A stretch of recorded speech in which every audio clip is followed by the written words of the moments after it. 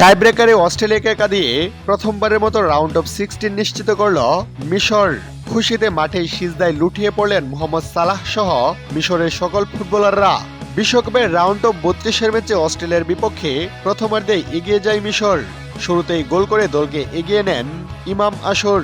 13তম মিনিটে করিম হাফেজের নিখুঁত ক্রস থেকে দুর্দান্ত হেডে জাল খুঁজে নেন ইমাম আশর। চলতি বিশ্বকাপে এটি ছিল তার দ্বিতীয় গোল। সেই গোলে 1-0 ব্যবধানে এগিয়ে থেকেই বিরতিতে যায় মোহাম্মদ সালাহর দল। প্রথমার্ধের বাকি সময় অস্ট্রেলিয়া একাধিক আক্রমণ চালালেও গোলের দেখা পায়নি।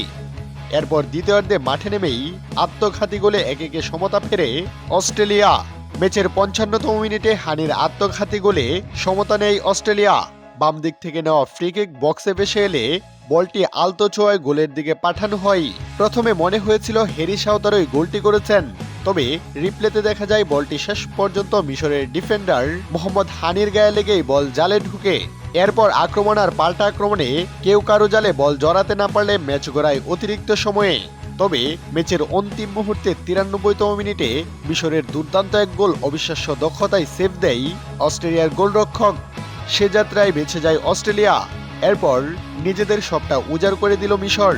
প্রায় 60% বল দখলে রেখে অস্ট্রেলিয়ার রক্ষণে একের পর এক আক্রমণ সানায় মোহাম্মদ সালাহর দল।